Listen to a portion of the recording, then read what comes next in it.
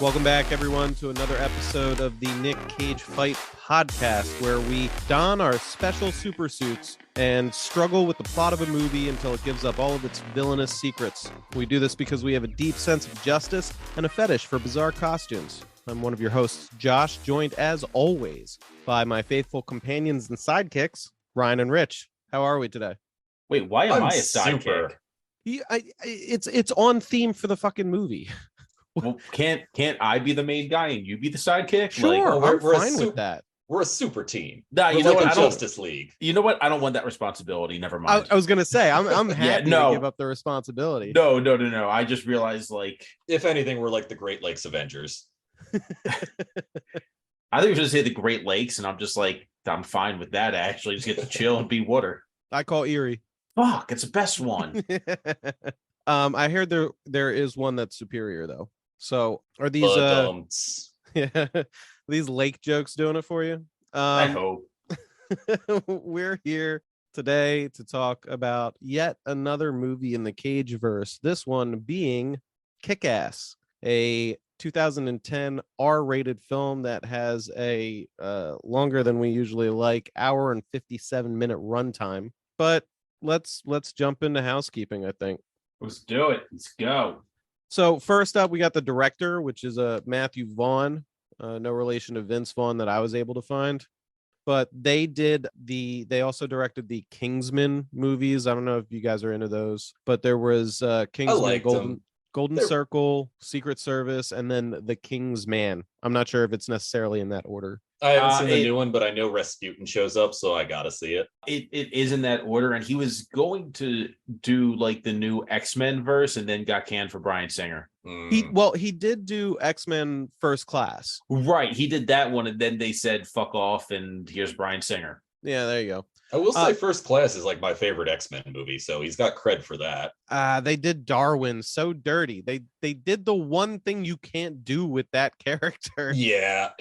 Which is absurd. It's so absurd. I had a legitimate feeling when I watched it that they did it on purpose to piss off the people watching the movie. I thought it was fun. It's the same as all the X-Men movies. They're fine. They're almost all watchable. Yeah, and this one did a Cuban Missile Crisis. Mm-hmm. Yeah, that was fine. I didn't see the last one, I don't think.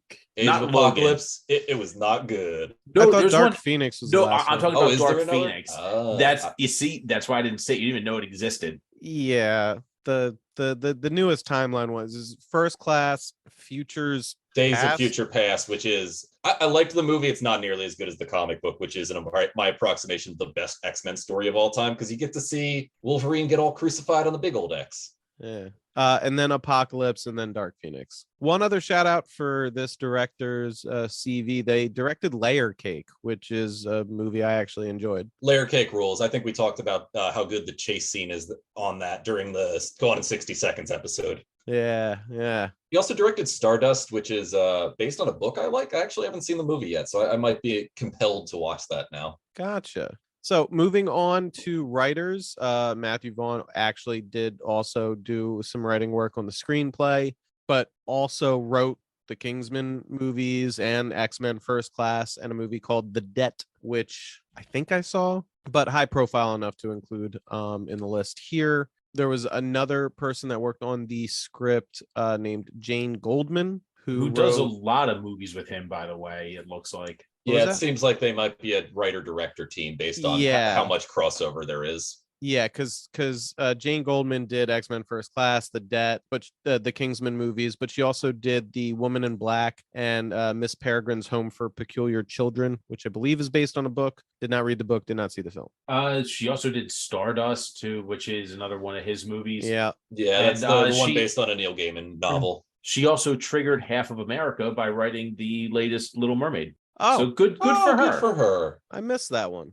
There you go. And then, of course, we get writing credits thrown to Mark Miller and John Romita Jr. for the comic book that the movie is based on. So produced by Brad Pitt, too. Just shout out, I guess. Oh, was it? Yeah. Must have been like his company or something. I don't know. Well, like a bunch of these people, once you make money in Hollywood, you fund projects and try and get some more money out of it. It's just an investment cycle or a tax write-off, depending on how the movie does. So moving on to cast, starting as always with Nic Cage playing Damon McCready, aka Big Daddy. You know him, you love him, you know what he's been in. If you don't, check out some of our previous episodes. Yeah, there's 22 other films. Yeah. Next up, we have Chloe Grace Moretz as Mindy McCready, aka Hit Girl. Chloe Grace Moretz is a pretty recognizable actress. She was in the 2005 Amityville horror film. She was in the horrible American version of Let the Right One In, a film called Let Me In. I didn't know they remade that. How can you remake that? That's such like a movie that is based, like the setting is more important than the characters. What the hell? It doesn't work at all. Like some of the weird, just a FYI, I love that book, and the film is among my favorite films. There's a lot of weird stuff that is going on that makes that story very, very complex, and the Let Me In remake throws all of that out the window. It's just a vampire film.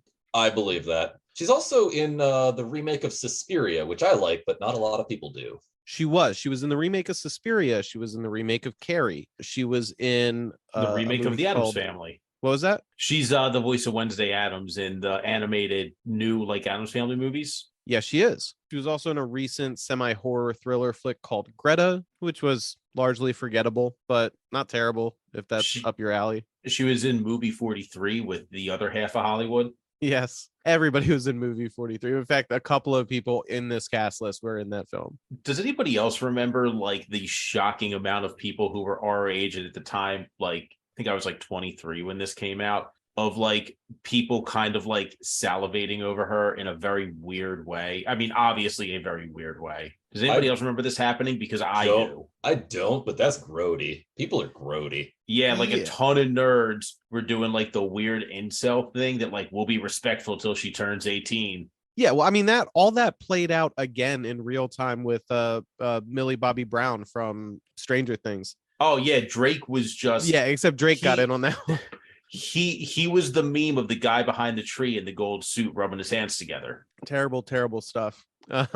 Absolutely bizarre. But I do remember what you're talking about with that, Rich. Next up, we got Aaron Taylor Johnson, who plays Dave Lazuski, aka Kick-Ass, who is in The King's Man, Tenet, Outlaw King, Nocturnal Animals, some of the Avenger movies, and Bullet Train. And with the exception of the Avenger movies, because I don't want to give them too much credit, and The King's Man, which was meh. The other ones I listed are actually all movies that I enjoyed. Nah, Bullet Train was amazing. If you haven't seen it, like, go see it. He was also in the US 2014 Godzilla movie, which is pretty good. Not great. Yeah, he pretty was. Good. He was the son, right? Yes, correct.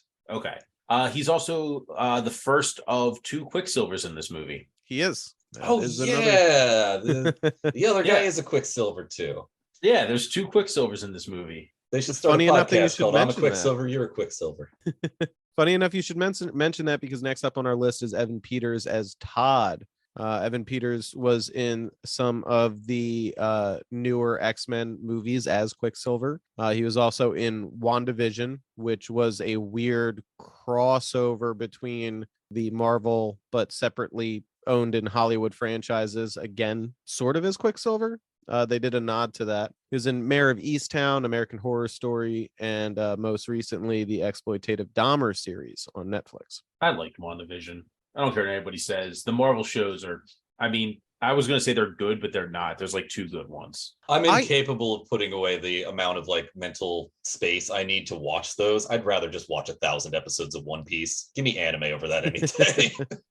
The only ones that are good is like WandaVision and Loki. Everything else just goes from like is kind of mad to really sucks. I did like Legion, but that doesn't count. That's not a Fox property, not a MCU property. Doesn't count. Get it out of here. Rich, you didn't like Moon Knight? I don't have the energy to watch it. I was burned too badly by fucking Falcon and Winter Soldier. Yeah.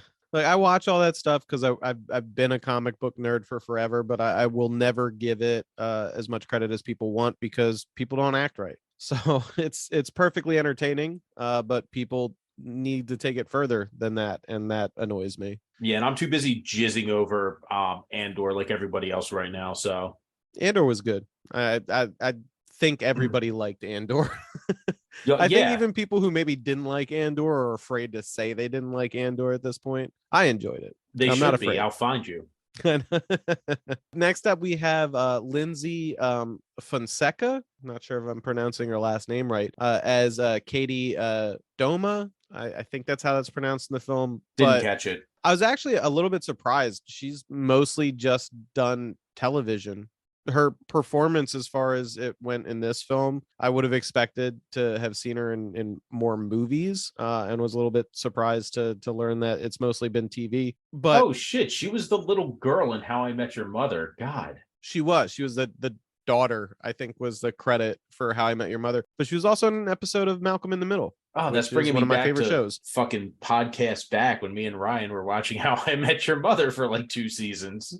Thank God we didn't finish that podcast. I would have lost my mind. Yeah, that show's bad. I've never watched it. It's bad. Don't.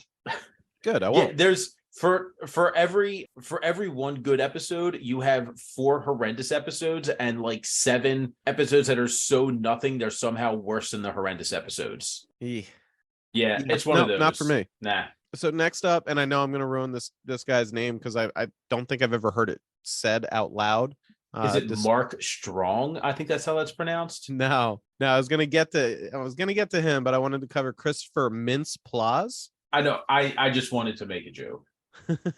Oh, McLovin. Okay. Yeah. You know him. He's McLovin. Yeah, he plays Chris D'Amico, aka Red Mist. He's from Superbad. This is the End, the Fright Night remake, and Role Models. I was about to say one of my favorite movies to put on and turn my brain off is Role Models. That Fright Night remake wasn't that bad. A lot of people gave that shit, but I liked it. Rich, I agree with both of you, first of all, but Role Models I never felt got the credit it deserved as far as just a dumb, funny movie to watch. It's stupid, it's funny, it's got LARPing, it portrays LARPing actually decently well with the people that you see, because we all know, not you normal people, but like I know all of those people, like the people who take it way too seriously and go to like a Burger King in character. Yeah, absolutely. I mean, if you don't know a LARPer, get out there, make some friends. No comment. They're fine people. No, get out there and make some friends, and you still won't meet a LARPer because they don't go outside. This is true. Join some random Discord servers. I've definitely never LARPed in my life. Not once.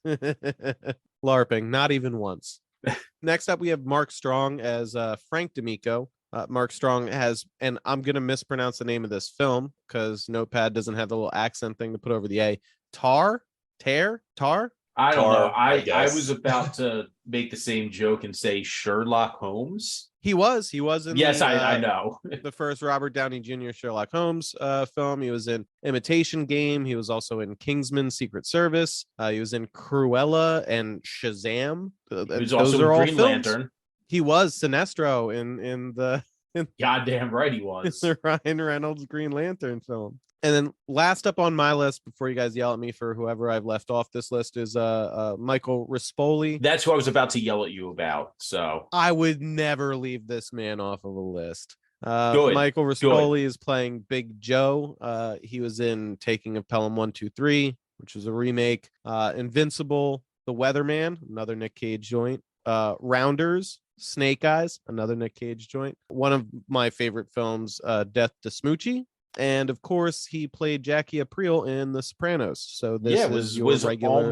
was almost Tony Soprano. Yeah, was in what I would call maybe the third best show HBO ever did. Why I just say the third best show and then I blank on the name. The one with 2 Francos in it. Oh, the one about porn.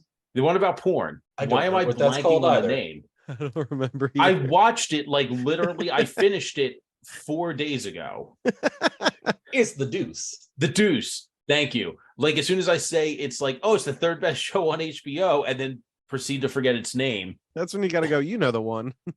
Yeah, I was going to say the Larry Sanders Show, but I'm the pervert that likes that shit. No, I do like the Larry Sanders Show. I think The Deuce was just great, and they didn't like extend it out. It told a good story. Normally, to me, 1 James Franco is too many, but 2 seems to be just right, which doesn't make any sense. And Maggie Gyllenhaal's in it, and she's great. There you go. So now, again, unless Ryan wants to yell at me for leaving somebody off, we're going to be closing out. I do got housekeeping. one. Up. I got Stu Large Riley as the huge goon.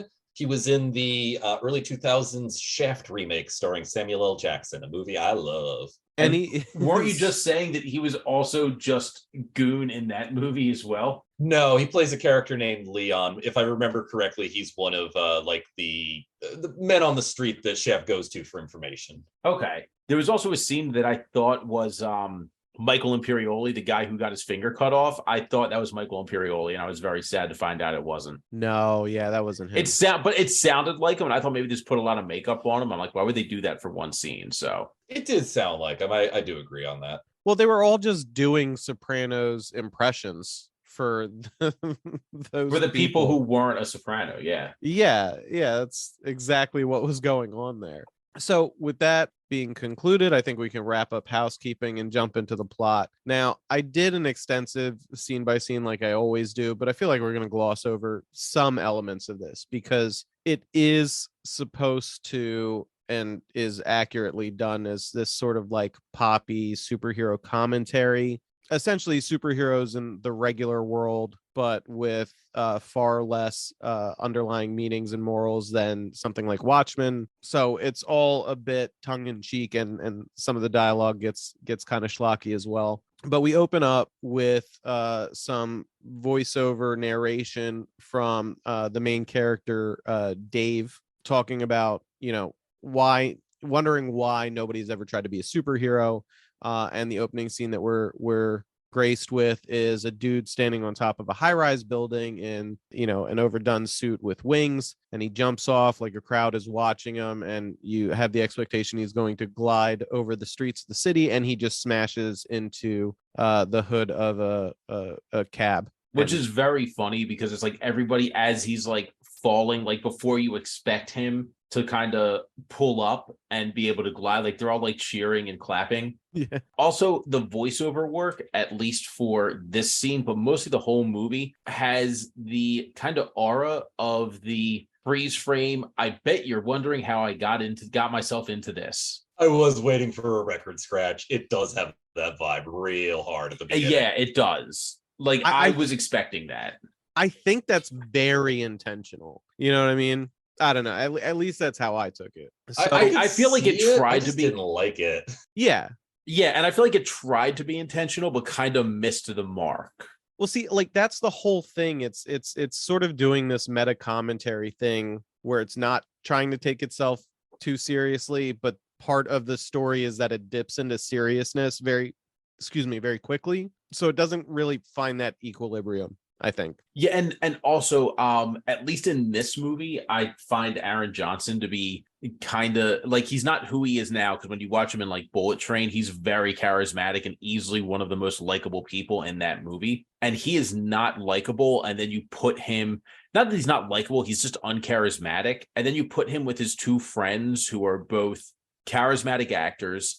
You put him with Chloe Grace, I always forget how to pronounce her last name, I'm sorry. Moretz. Thank you. And, she is very charismatic at 13 years old. And also like Nic fucking Cage, who is just a crazy person in this movie. He's doing the best Adam West impression through this whole thing. I actually rewatched the Batman 66 movie right after this. I saw that. And yeah, no, that's what he's doing. He's just doing an Adam West. It's exactly what he's doing. And I'll tell you, I don't think it's a real stiff competition, although Mark Strong does put on a really good performance in this film. I think Nic Cage blows everybody out of the water with his performance in this, and I'll get into more detail when we get to the scenes where I can make my point on that. Yeah, and I'll get into more detail too, because we have a very, very strong contender for like a top 3 unhinged scene. Okay, I'm interested. Yeah, I believe that. Yeah, we can keep going though. I just wanted to say that it's like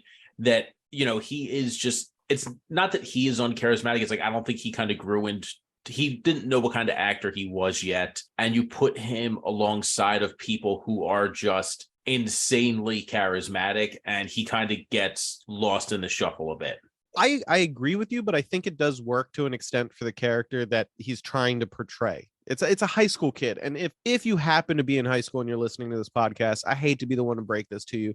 You're not cool. It is impossible for somebody in high school to be cool because you're all trying to figure out where that lane is, and it doesn't exist for you yet. You're not going to be cool until you're in your late 20s, and even then most people don't get there. But I think it does work for his character in general because for almost the entirety of the movie he is in way over his head. And the opening scenes do a lot of groundwork to establish this. He's just a high school kid, relatively normal, and they really hit the nail on the head with this, with a gratuitous scene documenting his masturbation habits and his fantasies about one of his teachers and all of that shit. But the entire point is this is just a relatively average high school kid. There's no such thing as a cool high schooler except in fiction.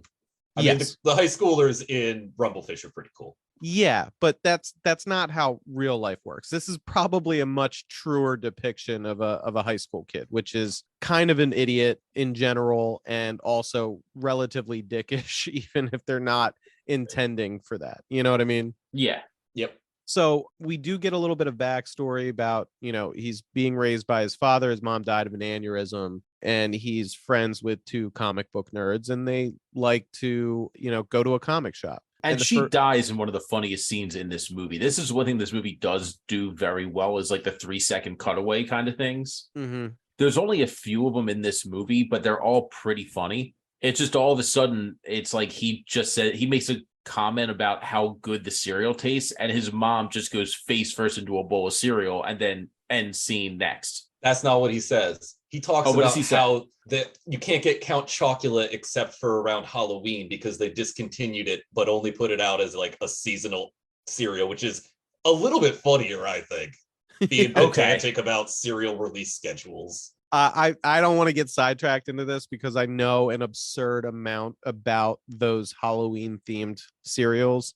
Monster cereals rule. Boo Berry's my man. All right. Well, now we are going to take a quick. We're here. We're here. Let's go down this path. The stupid reason why I had learned so much about these Halloween-based cereals is because at a house party one night many years ago, a discussion came up who would win in a battle royale, like Coliseum fight to the death scenario among cereal mascots. And follow us on social media and tell us your wrong opinions on this, because it comes down to, I'm talking about hours of research and debate. It comes down to Boo Berry versus Lucky the Leprechaun. And that's only if you can provide enough evidence to me that leprechaun magic can affect ghosts, because otherwise Boo Berry just waits them all out and wins through attrition. I can't argue with that. I was going to say it was Yummy Mummy because mummies are strong, but no, that's good logic. Yeah, there was a brief debate about the Raisin Bran's son, but I argued that he couldn't have the actual powers of the real sun because he wears gloves, and no glove could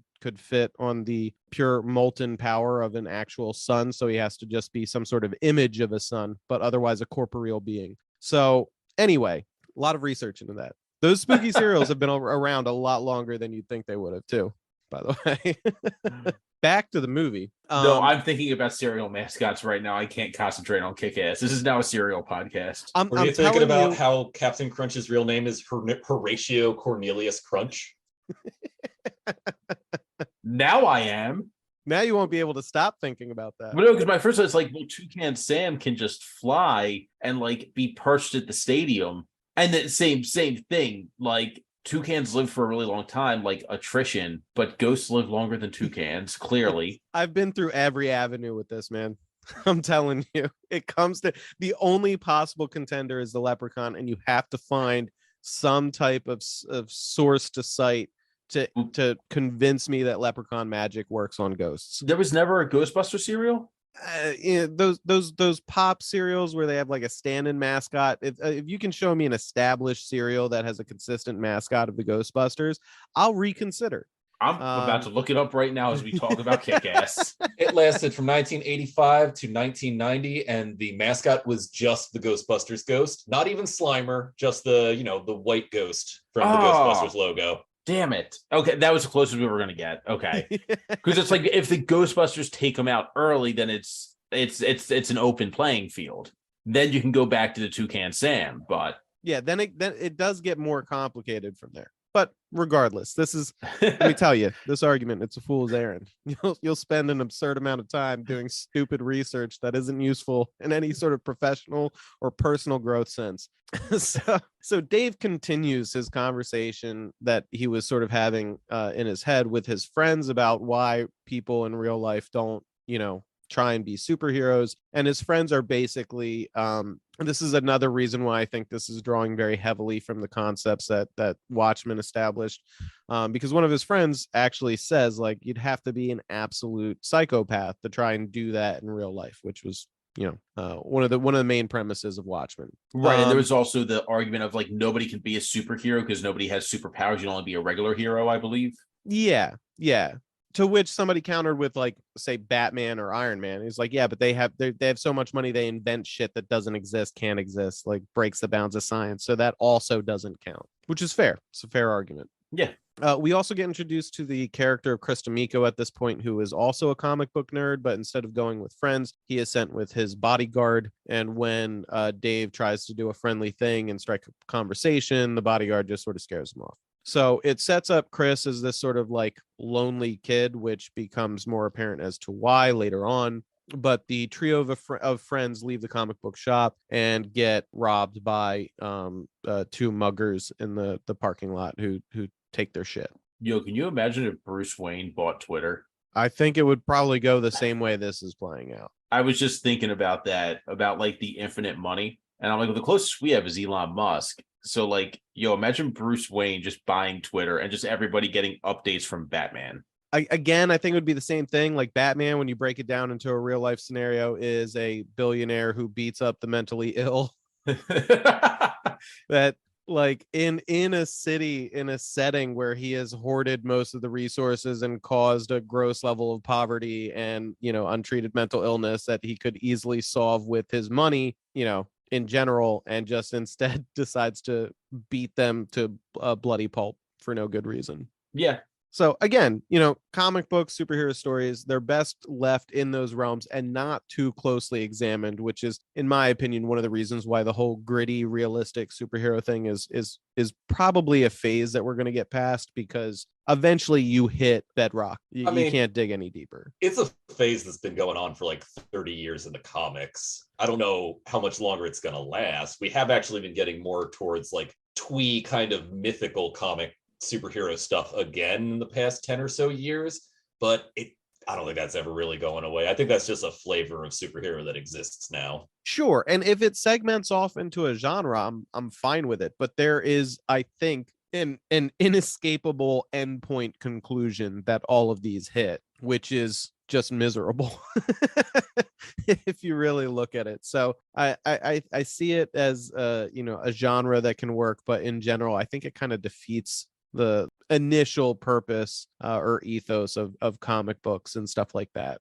I'm of the opinion that it works better as satire than it does as something sincere, and too many writers go sincere with the dark and gritty reboot superhero bullshit. Yeah. Like I said, I think that those roads all lead to one place, and it's kind of grim. So yeah, it's a fucking Spawn reboot. That's where it's leading. Yeah. Oh, I can't wait. Which I would watch. I love Spawn. I do too. That movie rules. John Leguizamo's great in it. Yeah, been seeing a lot of John Leguizamo actually recently because I watched The Pest. No, The Pest. I watched The Menu and I watched Violent Night, and Leguizamo is in both of those films. You should watch The Pest. You should watch The Pest. It's good. I'll have to. Isn't The Pest? Isn't that like just the most dangerous game, but redone?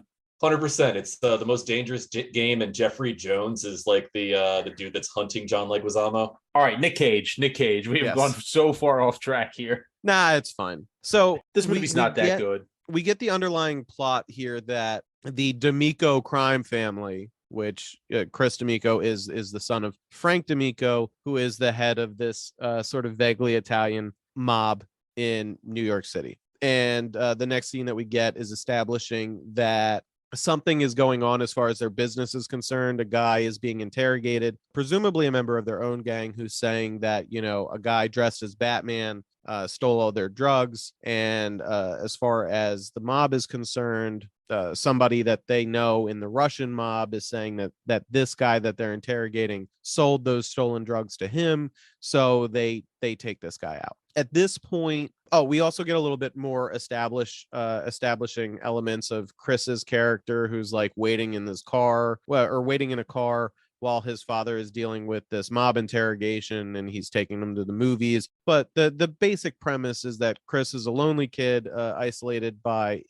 his father's crime business and the need to keep him protected, obviously with a bodyguard, despite the fact that he's a kid in high school, and he doesn't really get a whole lot of attention at home. Very tropish. Meanwhile, Dave is going about trying to become a real life superhero. He orders a suit off the internet, is doodling in his high school notebooks about his character, trying to come up with a name. Of course, the coolest name he can think of is Kick-Ass, which is a total missed opportunity because he didn't use the cool S for the S's in that.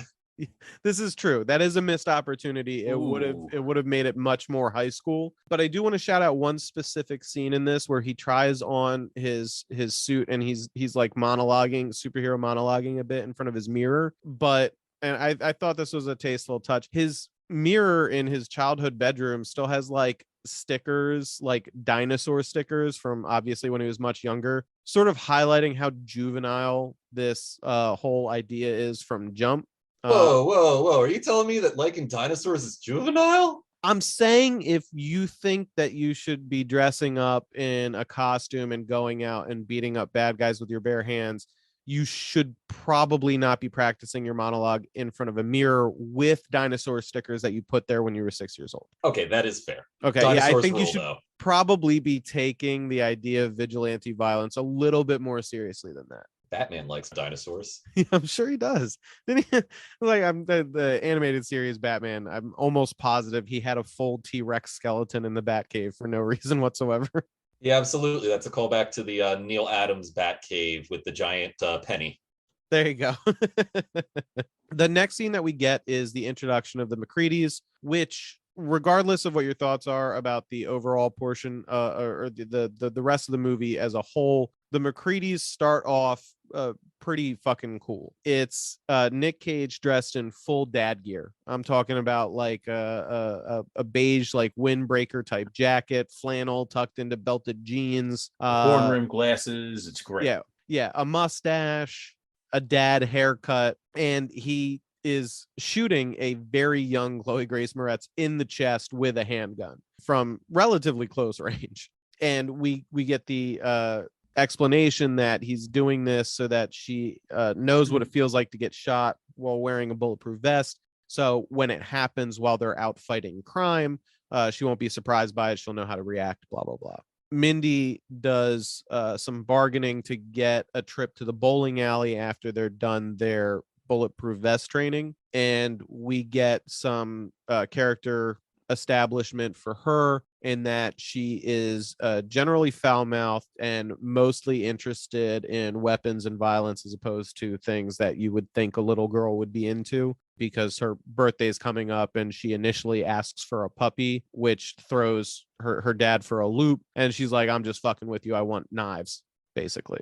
Which was a butterfly knife.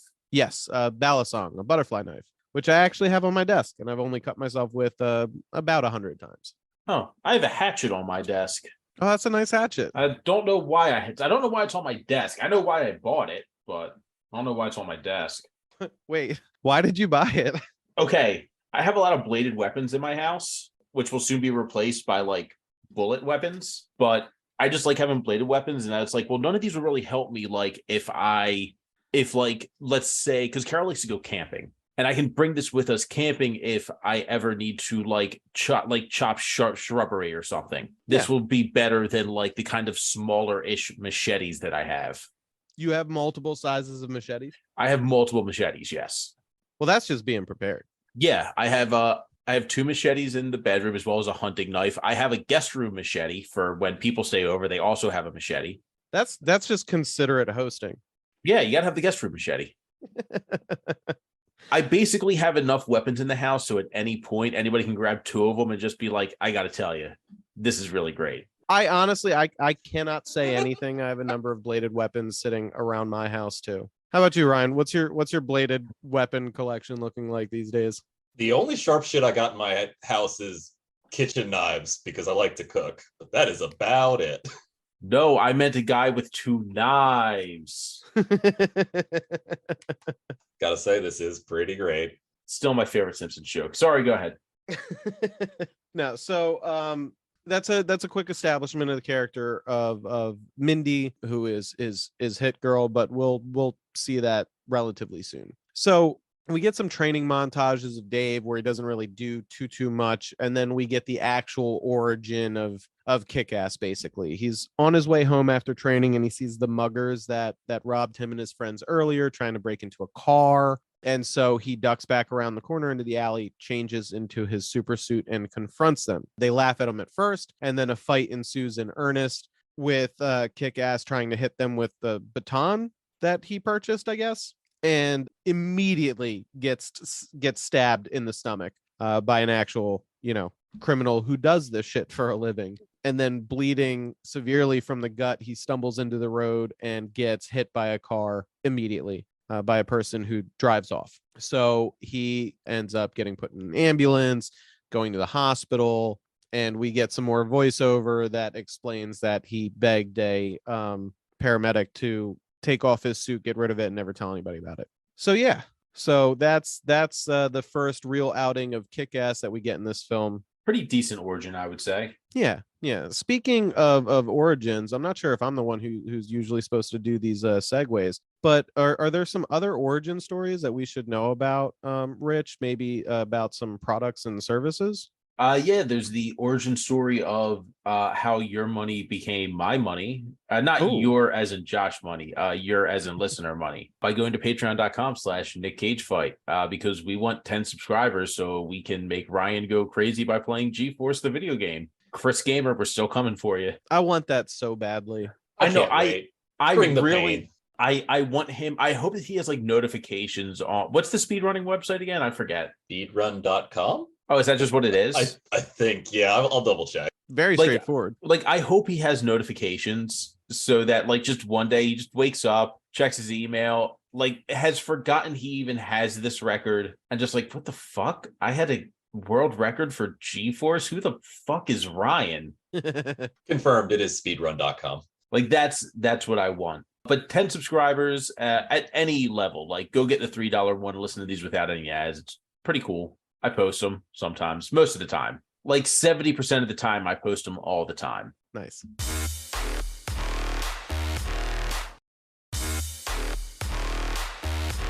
Yeah. All right. Back. I did not know how to bring us back. We cut to an awkward silence, and I was just like, oh God. I looked at the clock and I was like, oh shit, we usually do the break before this. Good catch. We started. I did not notice. We started late. I had a day. Yeah, it's been a bit of a day. So speaking of speed runs, let's speed run some of this plot. So we cut back to the D'Amico crime family. They're finding out that the mobster that they killed for stealing and selling their drugs has apparently made another deal with the Russian mob. They do some more questioning by putting a guy basically in a giant microwave, which is really just a setup for him to explode in a shower of gore, but they don't learn anything new. Mindy's birthday comes around and she does get the 2 butterfly knives that were promised to her by her father. We also find out that Damon McCready is a bit of a comic book guy himself, drawing out comic book panels essentially of the bad guys that he's tracking down.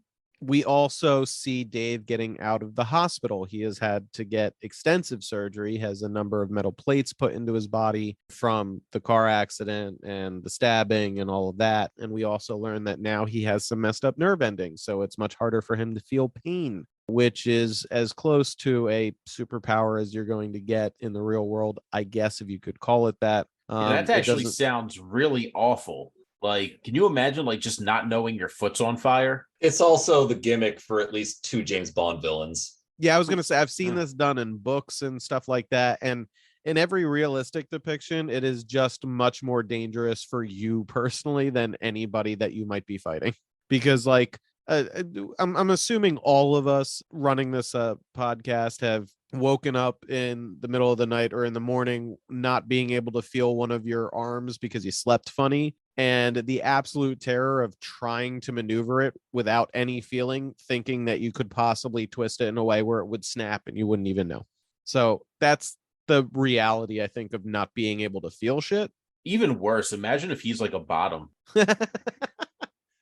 just going to town on impact play and he's just bleeding. That was not my first thought, but this is why I'm here. This is I got the pervert angle on most things. So speaking of the pervert angle, things get a little bit weird for Dave when he goes back to school, because his crush that has largely ignored him up until now starts being nice to him and actually invites him to the comic book shop that he always goes to. And we get a setup for probably the most distasteful running gag in this film, is that word has gotten around Dave's high school that he might be gay. And this is because he was found after the accident, supposedly with no clothes on, because of the deal he made with the paramedic. Which, like, why would that make him gay? I don't know. But then again, in high school, I can understand everything. At least when I grew up back in the 90s, you were accused of being gay for stuff that had nothing to do with sexuality or sexual preference whatsoever. Yeah, fairly certain I saw somebody called gay for eating a peanut butter and jelly sandwich. Which fuck that noise. B&J rules. I don't know what that has to do with anything, but I'm just saying, like, this is it. It's high school and people are fucking stupid. So yeah, it does. Like, it furthers your point that teenagers are never cool. They're not. You like that song "Like a Prayer" by Madonna? You must be gay. There you go. Yeah. So for whatever reason, this is going around, and also for whatever reason, this causes this girl who really hasn't given this kid the time of day to, for some reason, want to befriend him. And then, of course, he goes along with this in order to spend time with her. So just a Matryoshka doll of weird grossness sort of going on there. But they lean into it super hard for this part of the story. No notes. The rest of the story. Yeah, basically. This goes on for a majority of the film. Dave goes back to his superhero training and he gets his big blow up moment. So he's just sort of patrolling the streets and sort of like a pathetic version of Spider-Man, where he's trying to track down a missing cat from a flyer that he found on a telephone pole. And while he's doing that, we get cuts back to this scene of a man being chased by a gang of guys. Dave finally finds the cat up on like the walkway of a billboard, climbs up there to try and get the cat, fails, falls off, and trips the dude that's running away from these guys. This is coincidentally right in front of a diner. After the guy trips, the guys chasing him catch up to him and start beating the shit out of him. Dave, of course, goes to intervene, telling a bystander walking by to call 911. And then he starts fighting the 4 or 5 guys that are beating the shit out of this guy. The kid he tells to call 911, of course, goes directly into the diner and tells everybody that a dude dressed as a superhero is fighting a bunch of guys, and it's awesome. So everybody goes and starts filming this incident with their phones instead of doing anything about it. And Dave basically gets hit a whole bunch, but I guess because of his increased capacity for getting his ass kicked, he eventually slaps these guys around with his batons enough that they get into a bit of a stalemate, and he gets a relatively poignant set of lines he gets to throw out, basically, calling them out for jumping somebody while everybody's watching and they're asking him what's wrong with him. And he does make the claim that is pretty effective if you find yourself in a situation where you're fighting. If anybody in any sort of physical, like fist fight conflict with you, proclaims out loud their willingness to die over whatever dumb thing you guys are fighting about, just walk away. That person is crazy, and you're not going to win unless you kill that person.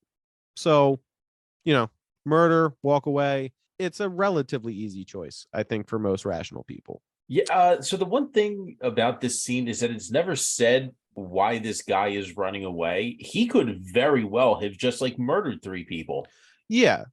And there's a lot of things in this movie that's just like, you're not really giving us a whole lot of backstory here, guys. Well, I mean, it's half implied by one of the goons that this guy did something bad because he's like, you're gonna die for this piece of shit. Though I will give some credence to Dave's general stance here, where he's like, there's 5 of you beating the shit out of a guy while a bunch of people watch. Like, that's fucked up, regardless of what we're doing here. If nothing else, it's a stance against frontier justice, I guess, which I guess I think is in line with the concept of a civilized society. So maybe he's onto something, but the extent to which he is onto something is not revealed to us, the viewer. Yeah, we're not told all that much. Correct.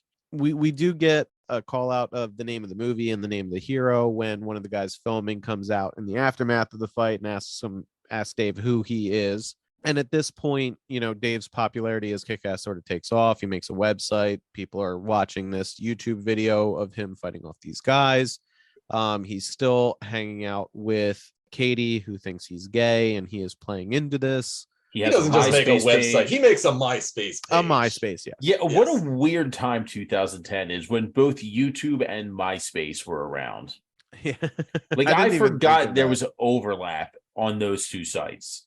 I'm curious what the actual overlap was on that. I mean, listen, I know that YouTube started in 2004 or something, but still, you don't really think about YouTube being so old that MySpace was around with it. When I think of MySpace, I think of trying to embed an MP3 player in it to play that one Taking Back Sunday song you really liked. It looks like MySpace only existed for about 2 years prior to YouTube. Huh, that's weird. It took a minute, I think, for YouTube to take off.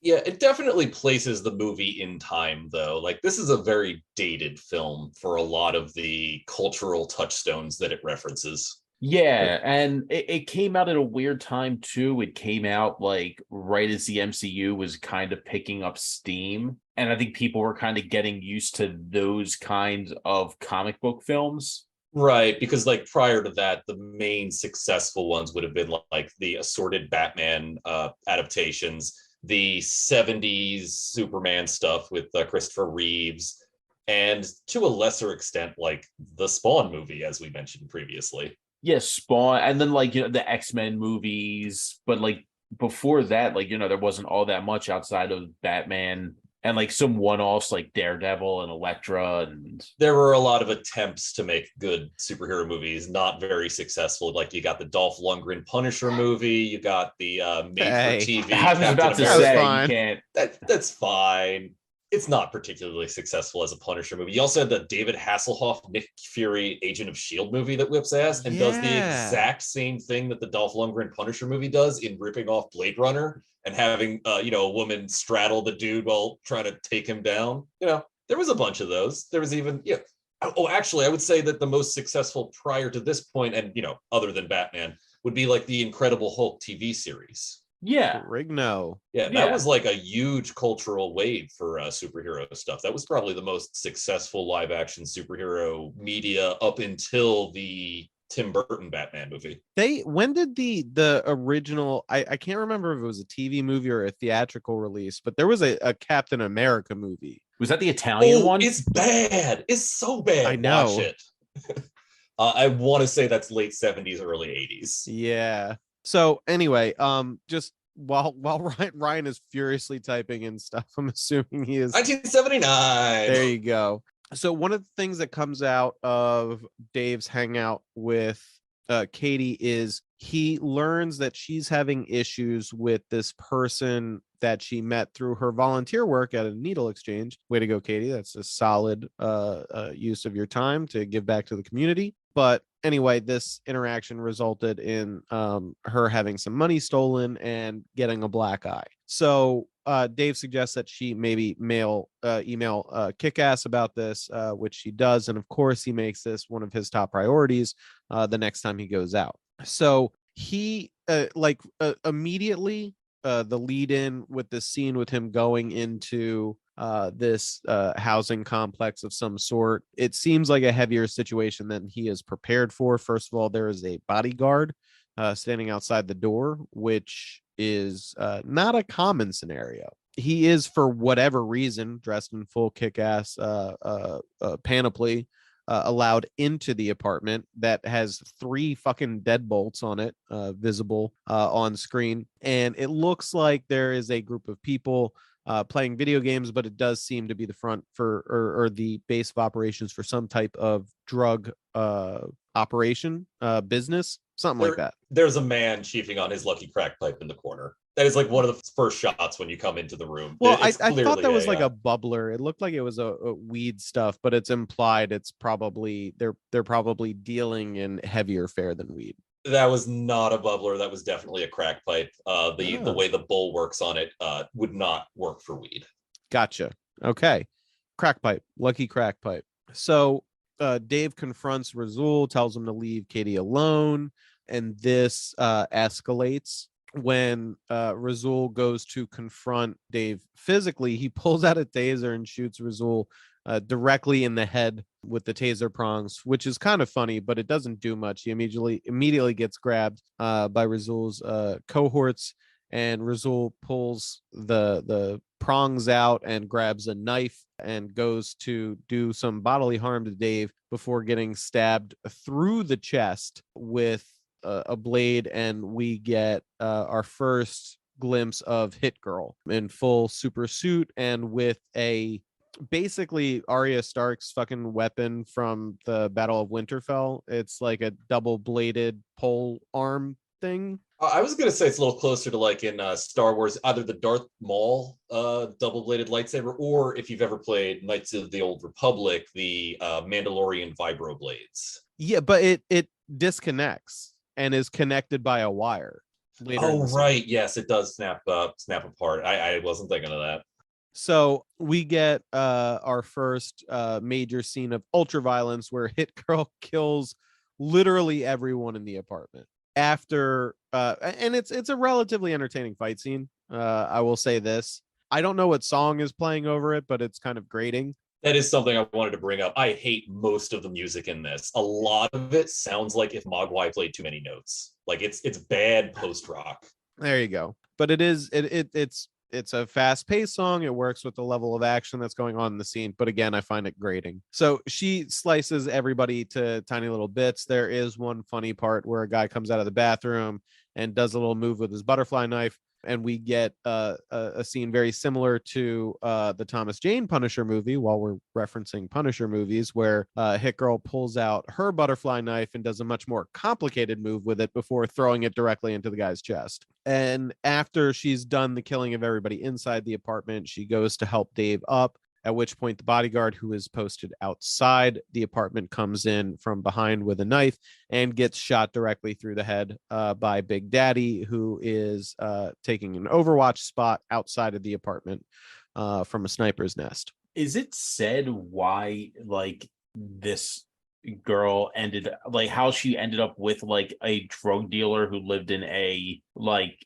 apartment complex whose apartment was like a total dude cave with like an 80-inch TV in it? Are you talking about Katie's association with him, or because she volunteers at the local needle exchange? Oh, yeah, she mentions that when she's meeting with Dave earlier at the comic book shop. Which is she volunteers at the local okay. I'm not even going to think about this too much. Yeah, that's how they met and struck up some sort of association. And then he stole money from her and punched her. At least that's the implication that we're given. All right. So Hit Girl loots the drug house and, it tells Dave to get the fuck out of there with her out the window because he goes to walk out the front door because, again, the gravity of the situation is just not really registering for him. However, he still hasn't quite mastered jumping from rooftop to rooftop yet, so he has to find an alternate means of egress as Big Daddy and Hit Girl rappel down off the side of, again, a billboard walkway. It's kind of a popular thing in this movie. Dave goes home and it sort of sets in that this is not what he is trying to do. He's clearly in over his head and he is considering quitting. So at this point we get, I'm sorry, there's a couple of scene cuts here. Is this one of those weird times where there's like 5 cuts in 8 seconds? Yeah, because we cut from Dave having second thoughts about what's going on to the D'Amico crew having like a blurry Batman picture, and coming around to the idea that they got tricked with what's going on and there really is a superhero messing with their business, but they think it's Kick-Ass for whatever reason, despite the costume being obviously different just with the scant evidence that they have. Back to Big Daddy and Hit Girl visiting Dave at his home, explaining why it's so easy to track him down, how they rerouted his IP through a VPN so people couldn't find out where he lived through his fucking MySpace account, and that they're going to hold on to the shit that came out of his taser as insurance because they don't trust him, even though they like him. They set up a means for him to communicate with them if he ever needs them for whatever reason. And then we cut immediately to them interrogating another member of the D'Amico crime family while he's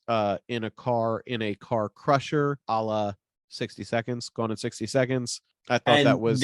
Nic Cage's cadence in this is just a cross between Adam West and William Shatner. It's very good. Oh yeah, there's a little Shatner in there, but I definitely picked up on the Adam West to the point that I had to watch some Adam West Batman after watching this. Yeah, so in watching it, what I think that he decided his character was doing was disguising his voice by doing these random volume like rises and drops and like different cadences. It's a very stilted cadence on purpose. It's probably a better disguising factor than just the Batman gravelly voices. It's very good. Like you can actually tell that. I think that Nic Cage put a lot of thought into this. Like, how would this guy talk? Because he's so careful with everything else. He wouldn't just use his normal voice, and he probably just didn't. He probably thought that he wouldn't use a gravelly voice. He's going to do this weird cadence thing. Which totally makes sense for Nic Cage as a performer. He's done like weird vocal pattern stuff before, like Vampire's Kiss, and it almost always works. Like he knows what he's doing. I think it works from a logical perspective as well, also for the background and basis of the character, who, though it's a little bit different than his story in the comic books, he is also clearly a fan of comics. He draws out his plans and shit in comic panel style. So him drawing inspiration from Adam West Batman for his superhero persona and to obscure his identity makes total sense. Yeah. But I do think this is a good spot for a cliffhanger because the very next scene, we're going to dive into Cage's performance a bit more. Because once we get to the next scene, we'll have what I consider the 3 different characters that Nic Cage is playing on full display. Ooh, that is quite the cliffhanger. I think it is, because the when we open on the next episode, we're going to talk about why I think his performance is the best one in this film. And that's not just me being my normal Nic Cage fanboy self. I actually brought notes to try and back that up. So while you're waiting for our next episode to drop, please give us a follow on Twitter. We're at CageFight_pod. Tell us who you think would win in a fight between cereal mascots and why it's Boo Berry. And if it's not, I guess be prepared to know that you're wrong, since Josh is going to let you know. Oh, I'll tell you exactly why you're wrong. I guess if you want more Boo Berry content, you can go to patreon.com/NicCageFight, because I guess we'll have to make some sort of like flow chart or something about, how Boo Berry is going to win this fight. And because I know that there's people that we're not thinking of who might have some anti-ghost powers. Like, what about the Rice Krispie dudes? Like, what is elf? You're telling me elf magic works against ghosts? You're telling me that an elf named Crackle is going to take down a ghost? That's insane.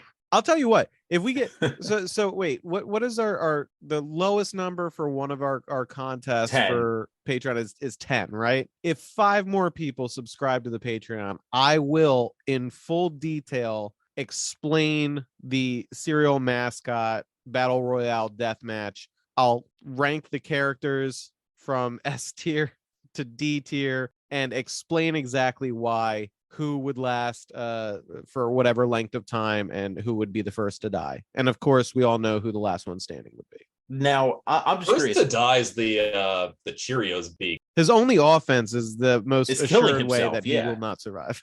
Yeah, his offense is killing himself, and he is surely going to die first, even if the person he gets happens to be allergic to bees. That's still going to take a few minutes. Yeah, that's a draw right there. The Sugar Smacks toad is going to take him out almost immediately. I told you I have thought of this. Well, yeah, but unless somebody takes out the toad first, I guess what it comes down to, Wolf is going to eat that frog. What it comes down to is, are they all in a room together and then just say fight, or is this like, it's a battle royale? Okay, because I'm thinking Coliseum. Roman Coliseum. Is it like Royal Rumble rules, for our wrestling fans out there? 2 people start, and then every 2 minutes, another person comes out. Now, Roman Coliseum, everybody's in around the edges, and they rush towards the middle and start fighting each other. I think we may have to play out both with like a random number generator. We could do that. I don't think it's going to change the final I think it's going to change listen. The only way it's going to change the final outcome is if we find a mascot who can somehow like fuck up some ghosts. Yeah. That is what I spent a lot of time researching. Wait, but like what? Like, aren't vampires immortal? Wouldn't Count Chocula? Wouldn't it be a tie between the ghost and Count Chocula? Well, no, there's a whole conversation quicker than a ghost. There's also a whole conversation about Count Chocula, whether he has all of the powers of a vampire, and if he has the same drawbacks as a vampire, because where is he going to get his chocolate from to sustain himself if chocolate is equivalent to blood in this deathmatch scenario? Yeah. When I tell you I've done an absurd, I've dedicated an absurd amount of time to this stupid nonsense. This is the only time it's useful is somebody like you being like, well, what about this? I'm like, oh yeah, read my dissertation and you'll find on page 34 I covered that. Yeah, I've accounted for this. Yes. I'm Googling cereal mascots though right now to be like, wait, who is okay? This is Count Chocula. Cereal mascot 2018. It's like a gargoyle. Nah.